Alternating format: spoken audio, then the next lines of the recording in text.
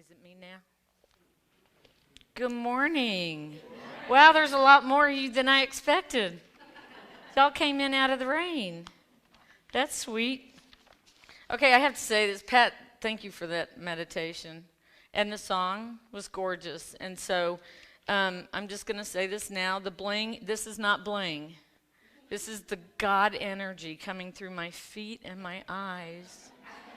Coming to be present with you. Seriously. I mean, if you really stop and think about it.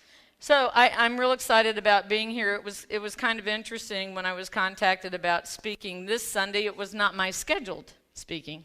And so I know that a title is needed, and so there was one on my heart, and I put it out there to Ingrid, and then I didn't realize it was Palm Sunday.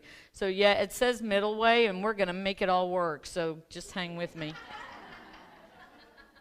So I'm real excited about Palm Sunday. I didn't understand it as a child. It was all about getting the eggs and that big old Easter bunny that was scary. And the little patent leather shoes and the gorgeous little hats and dresses that we got to wear and dress up with and had to sit still all day until we got to change clothes and get the Easter eggs. But the understanding of what it really meant scared me.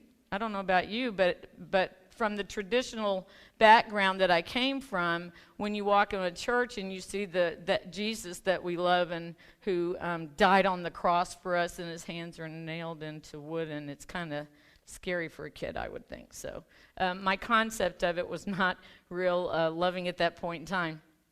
But as I studied more and as I began to understand it more clearly in the metaphysical explanation of what it's all about, my heart opened up to the concept, and I'm real excited about being able to share that with you today.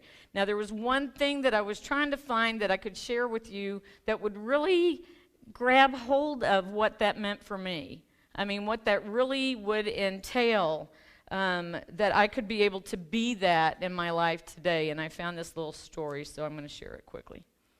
A wise woman who was traveling in the mountains found a precious stone in a stream.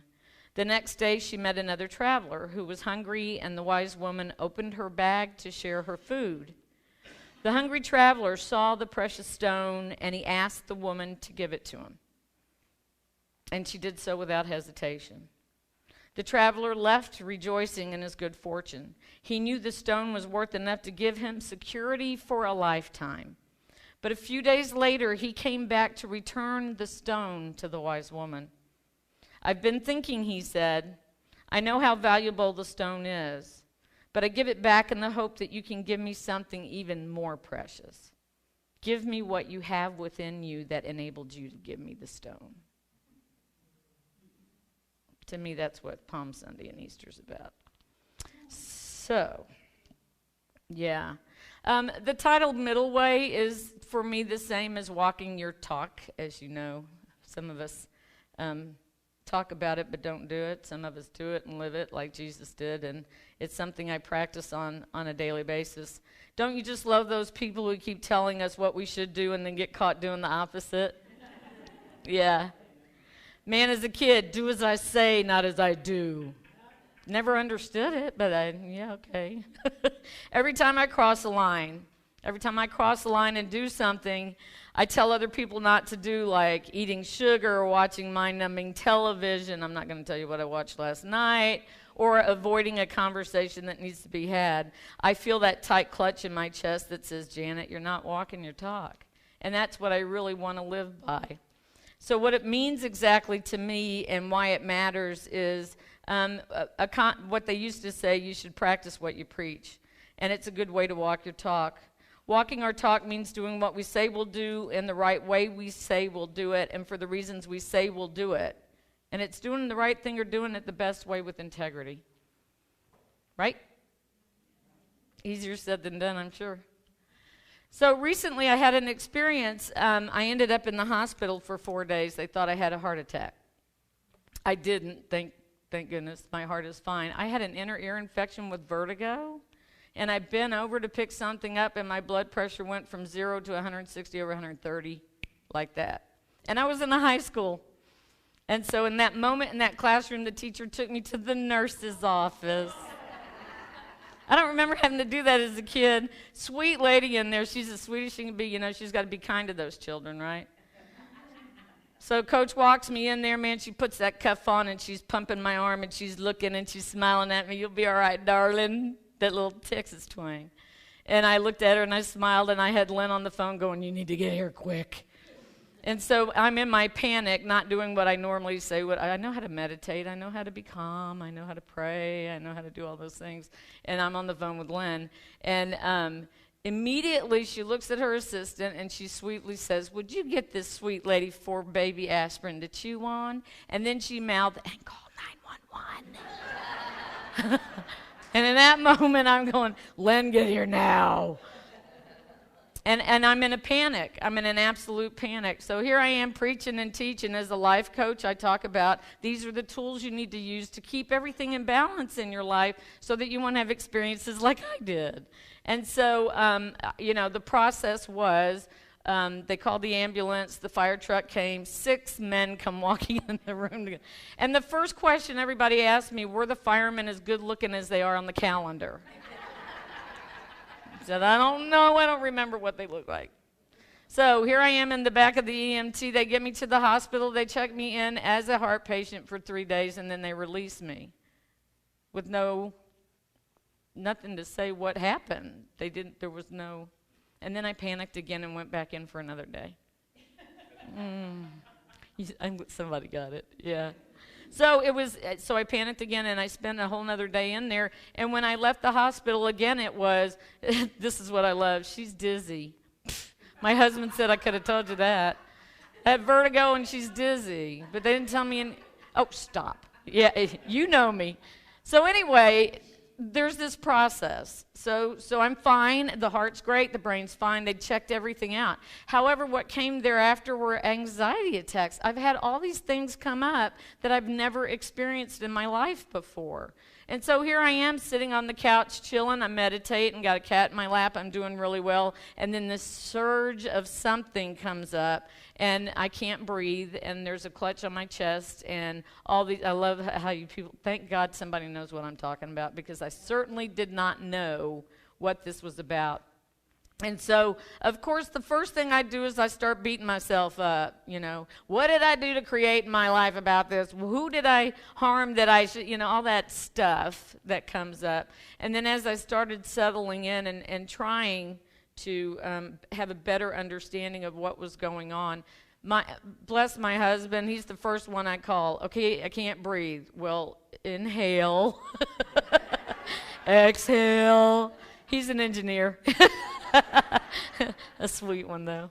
And so, he doesn't know what to do, and he's the one I go to first. So about 2 weeks go by after this situation, and all of a sudden I get this call out of the blue, and it's this lady on the phone. She talks extremely fast, and she never stops talking. And so, I get this entourage of, hi, my name is Jonah, and I need you to talk to my daughter because she's having these panic attacks, and she's only here for 10 days, and I want you to work with her every day while she's here, because if you don't, she's going to go back to Colorado and have panic attacks and call me at 3 o'clock in the morning in the hospital, and they're giving her a bunch of drugs. Can you help me? And I went, man, I don't think you're calling the right person. I'm having them right now. Why would I? And the next thing she said, oh, perfect. Y'all understand each other. And she was right. And the beauty of this, I know what to do. However, God put that person in my life because I had to pull out all my tools again to share with this young lady to help her understand that there are ways to work with what we have. And there's that ability to know what to take and grab hold of. As long as I've been in Unity and New Age thought about the different tools and the practices I have, I could, if I took all the classes that I've ever taken, if I laid out all the tools that I've ever been used and had in practice, man, I'd be floating by, I'd be flying. I wouldn't be the bird, I'd be flying.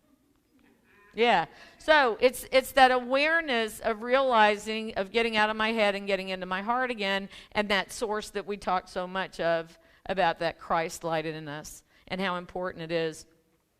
So the part of this that really touches me is in regards to the middle way. I studied Buddhist teachings for about 3 or 4 years, having gone through school for interfaith ministerial school. And I have this Buddhist teacher for about 6 years now. And he would always say, "Oh, Janet." He's from Thailand. "Oh, Janet, you are so funny. You Westerners are so funny. You say you want to meditate. You say you want to live a life of freedom. And then you stick a phone in your ear and you're talking this way and you're interrupting somebody over here. And you just don't ever sit down." And so I kind of said, "Okay, so explain it to me." So there's different forms. So in Buddha, the middle way is not only the recommended manner of living given us by the Buddha, it is also the realization that beyond these limited, erroneous egos and puffed up personalities, we are the Buddha. We are the Christ. We are that which we talk about wanting to be. We are already that. To truly walk the middle way is to traverse this world in the knowledge that we are already enlightened. We're already it. And we spend all our time trying to figure out why we're not, which is kind of confusing.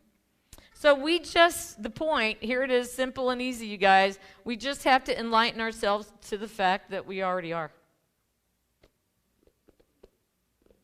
Wouldn't Sunday services be so much more fun? Right? You know?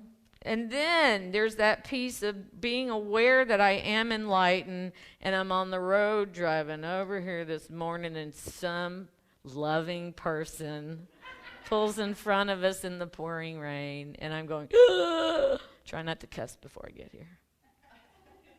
And then I go back to, oh, I am the enlightened one. Right? Then I go back over and say something to Lynn not so nice because I'm thinking we're going to be late. And then, oh, yeah, I'm the enlightened one. You know what I'm saying? I mean, and I get it. It's the practices. It's the absolute practices of what it is that we already are, that we just need to remember that we are. And so for me, Palm Sunday is like that. And Easter and the resurrection is just, it's just a beautiful part. So we want to release the pain and the anguish of the ego into the serenity of our Buddha nature, or what we call nirvana, which we call love, what we call connection. And I love that, you know, we come together in church on Sunday, like-minded people, right? We're like-minded people agreeing to what we believe and what we feel strongly about. And I know that spirit is within me and it's within you. And then when I step out that door and Monday morning comes around and I'm in a classroom of 32 teenagers talking to them about prevention of child abuse, going like, oh my God, what was I thinking? And I have to remember to see it in them. Because they need to see it more than anybody. So, it's just a reminder. And I love the Fillmores. I love Myrtle. I like Charles, but I really love Myrtle. Because to me, Myrtle walked the talk. You know, she's the one that went in and, no offense, guys, I'm just saying Myrtle, you know, walked the talk. Not that Charles didn't, I don't know, but I'm just, anyway. So here's Myrtle, you know, with the tuberculosis, and she goes and says, I'm staying here until I heal myself, and she does. And then Charles says, hey, it works. And then he started working on himself, and then his leg grew, and all that became what this is today. So to me, that's, you know, there's the difference of talking about it and then walking it. So Myrtle says, it is the Lord God within us that we are to be devoted to love, unify ourselves with, and be obedient to. Our own spiritual self must have our attention and love and care and consideration. If we are neglecting our own spiritual development, our own health, we are not keeping this first and greatest commandment. And in that moment, I'm in that ambulance, I got it. Somewhere along the way, I forgot about myself once again. Somewhere along the way, I'd been talking the talk, but not walking it as well as I could have. And thank goodness it was a gentle spiritual 2x4. You know? But it was powerful enough to help me understand what my husband and my family's been trying to tell me for a while now.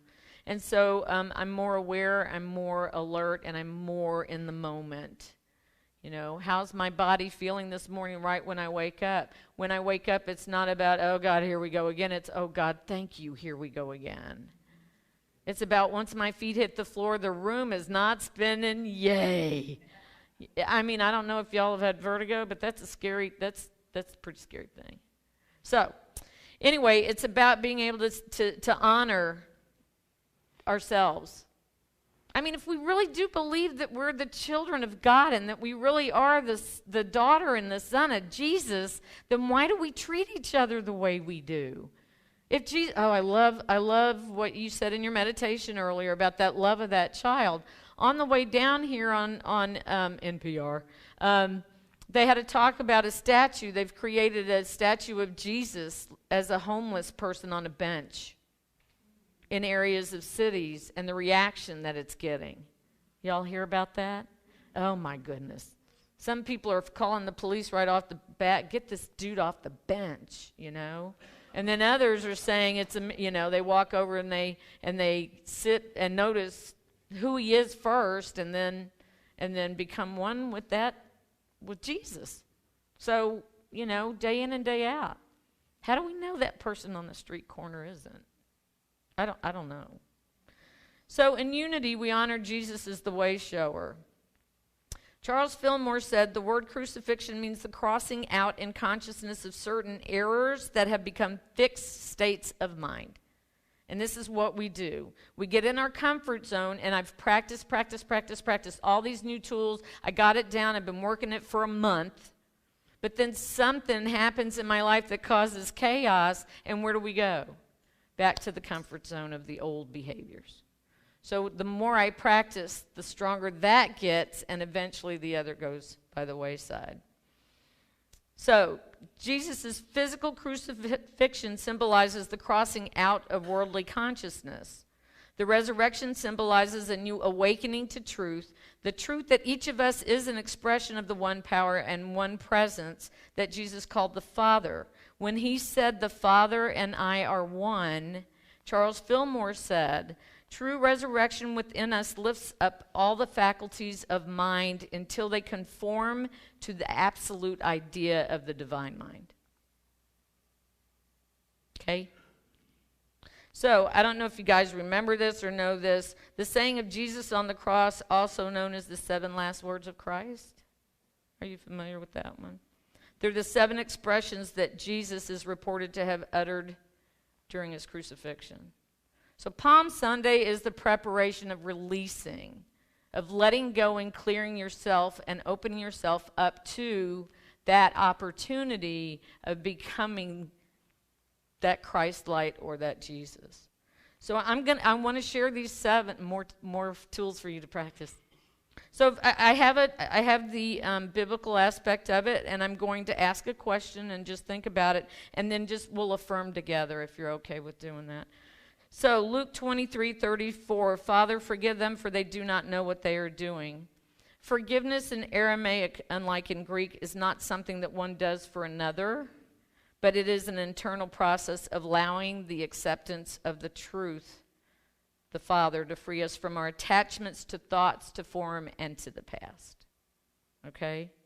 So I'm going to ask yourself, where am I bound by attachments to my thoughts, my beliefs, my perceived mistakes and judgments? Now don't go there and start beating yourself up. Just take a look at it for a minute. It's okay. We're human. Now we're going to affirm, I'll say it once, I am free from all limiting thoughts and judgments. I untie the knots that bind me. Together, I am free from all limiting thoughts and judgments. I untie the knots that bind me. Luke 23:43, today you will be with me in paradise. When Jesus was on the cross, there were 2 others as well, one on either side. One of them said to Jesus, if you are really the Son of God, save yourself and save us too. The other said, remember me when you come into your kingdom. The first was aware only of the current experience, me having a panic attack, only in the current experience. He was focused on the physical condition. The other was aware of something more, something beyond, like the kingdom. In that moment, in his conscious recognition, he was at once in the consciousness of heaven. Jesus was not giving him a dispensation. He was reflecting to him his own awareness and confirming that his recognition of the truth in that moment had set him free. So I ask you, in what ways are you focusing solely on your physical experience and serving that which is not your eternal truth? Just ask him. And in that moment, we affirm, in this moment, I commit myself to serving my truth. The truth of my being sets me free. Together. In this moment, I commit myself to serving my truth, and the truth of my being sets me free. And in John 19:26, woman, behold your son. Then he said to the disciple whom he loved, behold your mother. Not only was Jesus honoring his biological mother, he was also recognizing the spiritual brotherhood of the disciples. It is this statement of oneness. We are all each other's mothers, fathers, sisters, brothers. Blood does not determine our kinship. We are one in the family of God. If we really believe what we say we believe, not just in here, out there, we are all one. So, where do you separate yourself from others with labels? Whether it's gender, nationality, race, religion, age, or any other label I might assign to another. Just a thought. And together we can affirm, I am one with all life. Together. I am one with all life. Okay. Matthew 27:46, my God, why have you forsaken me? This has been translated, this phrase, my God, for this I was spared. In other words, it is for this purpose that I am here. Jesus had stated his purpose earlier when being interrogated by Pilate, as quoted in John 18:37. For this I was born, and for this very thing I came into the world, that I may bear witness concerning truth. So this man lived for truth, period. That was it. Jesus stood in his truth. He walked his talk. He lived what he was trying us to show all of us that we can also be. So whoever is of that truth will hear my voice. So I ask you, where in our life am I not hearing witness to the truth? The truth of oneness with God and with all creation. Just a thought. For this is the affirmation. For this I came into the world to bear witness to the truth of oneness. And you are.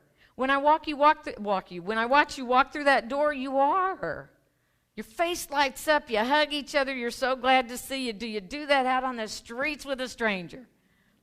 Maybe not so much. You got to be a little careful, but you know.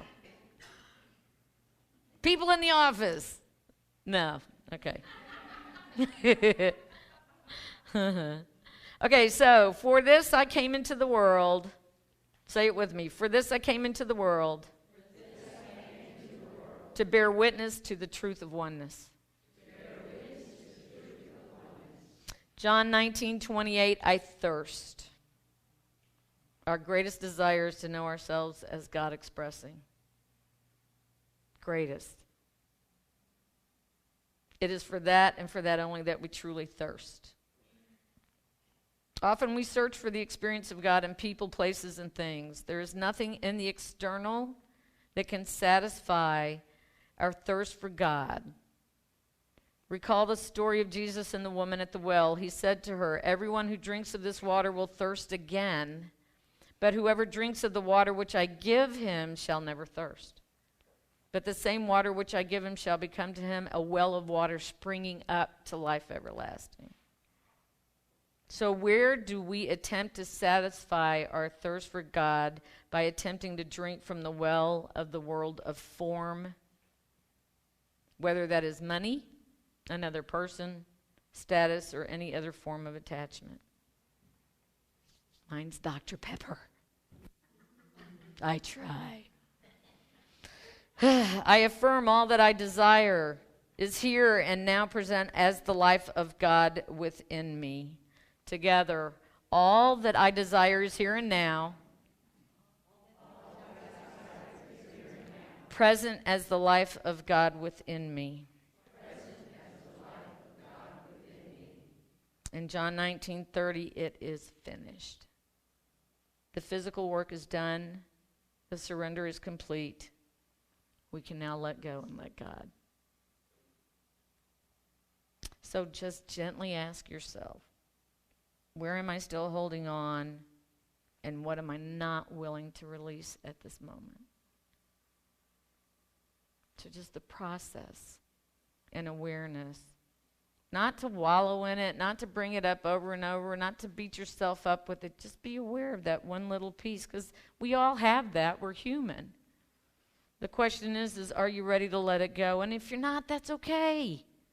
It really is okay. You can keep it as long as you want. It's not as much fun, but you can keep it. So we affirm together, I let go and I let God. I let go and I let God. Luke 23:46, Father, into your hands I commend my spirit. The transformation is done. So the Lenten season, I know, has been a process for some. Some just talk about it. Some really do it. But as it comes to closing, it is that excitement of just being aware of what that process really can mean for each and every one of us.